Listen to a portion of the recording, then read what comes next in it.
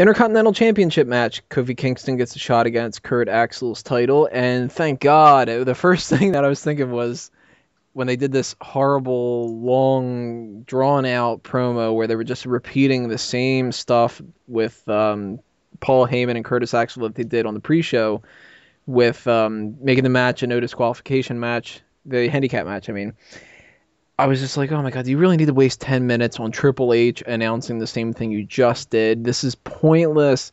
And then when he starts making references that the IC title's not being defended, I was just like, are they fucking going to do it? Yes!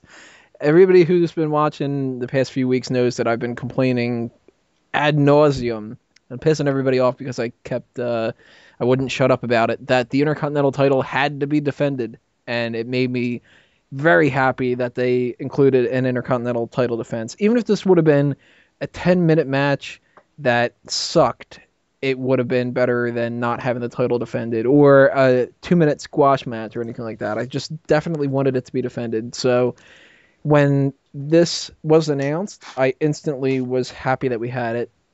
And then when Kofi Kingston got the title shot, I was actually happy about that too, because I think Kofi doesn't get a fair treatment. He's certainly... he's certainly not somebody who's going to be a main eventer, especially not right now. He needs the amount of mid-card title shots this guy gets and wins is ridiculous. But he's such a good transitional champion. And I figured if he was going to win it, he's the perfect person that can win it and just drop it to somebody else. And who cares, you know what I mean? But he didn't end up winning it. Curtis Axel gets the win. And I thought it was a good way to have not only the IC title get defended and to give Kofi Kingston something, because he came back and they did absolutely nothing with the guy, but it also gave Curtis Axel a win to counterbalance what would come later on in the night. And I thought that was the second most important thing about this. The first being the Intercontinental title actually being defended, but this was a way to make Curtis Axel seem like he deserved to be there later on. And also, in addition to that, him actually having energy to fight Punk later on in another match makes him look stronger even in defeat. Exactly, yeah. It gives a little bit of leeway for, well, yeah, of course he lost to Punk later on because he already wrestled a match that night. That really helps him. I mean, it's not as strong as if he would have, fought 10 people and then won the world title or anything like that, but it helps him out a whole lot than if he would have just went into this pay-per-view wrestling alongside Paul Heyman, got his ass kicked, and that would have been it. Especially not defending the title, because then he's a paper champion almost, and what would be the point in that? The match itself, I thought it dragged on a little bit. It wasn't too bad. It was kind of like a Raw match or whatever, but hey, you get what you're given, and you kind of go with it. What do you think, Brian? I really wish that they didn't go that route. And it kind of made me... I was really puzzled by why Triple H decided to turn face. That is weird. Night. Yeah, he just went... Suddenly, he was like, oh, look, I don't like heels anymore. I'm just going to go and do this and book things this way. And I'm trying to help Daniel Bryan out by throwing him a bone. I know it's going to lead to a bigger plan at the moment, but it threw me off guard. In terms of the match itself, it's a standard Curtis Axel match. There's nothing more to say about it. It was okay. He needs to stop using that shitty finisher that he keeps using. The hell is that anyway? It's literally he has two variations of it, and they both look fucked up. Yeah, it's a sort of a front face. It's like he run up you and just slam your head to the mat. I think it's one of those moves that could easily be countered if you just put both your hands in front of you. But in terms of that move, it just looks pathetic. In terms of his match, and again, Kofi Kingston's always the guy that I always see. Every time they're like, oh, we're going to have you have a mystery opponent. Oh, it's Kofi. That's not really a mystery. Because I had that envisioned in my head as soon as you said it. I'm glad the IC title got defended. I just wish that they had more preparation for it. Peyton? I actually liked this opening segment. I thought it was cool. Triple H coming out and addressing the audience. It's really helping cement Triple H as the powers that be now. Really making the transition of him being the top guy well, not the top guy, but the man in charge, as opposed to Vince McMahon, as we're so used to it. It reminds you back in the day when Vince McMahon came out and greeted us. It's the old-fashioned host greeting the crowd for coming to his show.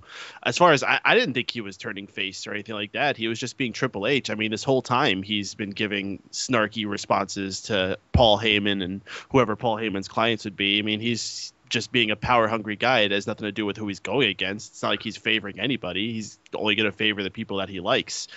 Even the whole thing about banning people from ringside, they perfectly justified it by saying we want to make sure that we chose the right guy. That all makes perfect sense. I think they did really well with that whole thing. As far as the match between Kofi and Curtis, it was a nice extra match, I guess. I mean, Kofi's always entertaining to watch, go in there and fly around. Curtis Axel did okay. It made sense for him to be in there because it makes him not look as weak when he went for his loss later on because, he had to go through 2 matches. So it wasn't completely legitimate that CM Punk beat him. CM Punk beat an already toughened out man. It wasn't great. I mean, if this was the fully advertised match that we went in there, it's better off having been an unannounced match than if it was an announced one, because then we would have had hype and excitement for it, and we would not have gotten those expectations. But now it was just like, oh, hey, here's an extra match, fill some time, which, surprisingly, this pay-per-view went almost the whole 3 hours. We don't generally get that, and I guess this match is what put us there. That's a good point. I do think quality-wise, you kind of hit the nail on the head with that. If it would have been an advertised match, it would have just been, they should have really just put this on Raw. But popping up out of nowhere, then, hey, cool, we get a fun new match. Was it like that during the live show, Steven? As far as the match went, no one good. It's like people were behind Kofi, and that was it. They didn't give a shit about the match. They just liked booming and popping for Kofi's entrance. As far as the opening segment goes, I think people were a little confused as far as Triple H's approach goes. I think it was the whole mixing between the heel and face. Though, as far as the reasoning for putting the match on, I'm okay with it when they give it a storyline behind it. If they had just randomly dropped the match on the card out of nowhere and had Curtis Axel pull double duty, it would have been a bit odd. So I think they went the right route with this. I almost wish they'd kept the match a little shorter and gave some time to say another match later on the card.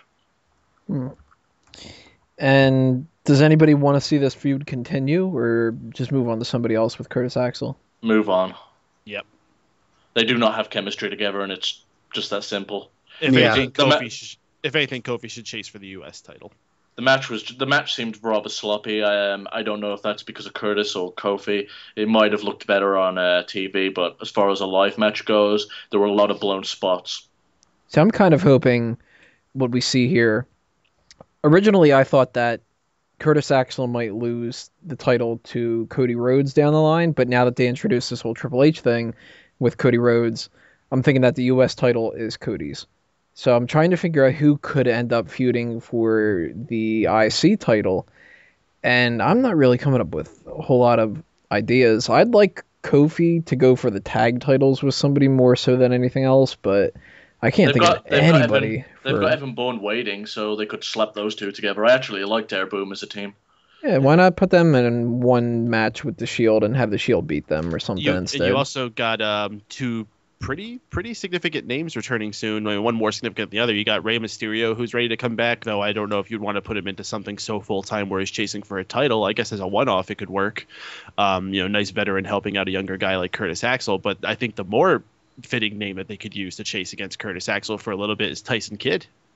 That would be decent, yeah. I think you hit the nail on the head with Rey Mysterio. He's one of those guys that are small enough where he can just let the heel work the heat on him during the match, then pop off a few signature moves. The fans are happy. I think he might be going in the world title shot, which I really don't want that to happen either, but... I've not had enough of Alberto Del Rio and Rey Mysterio yet. Oh, wait. Yes, I have. Why don't we get a three-way with them and Sin Cara? Sin Cara, no disqualification. Sin Cara will just pull a gun on Del Rio.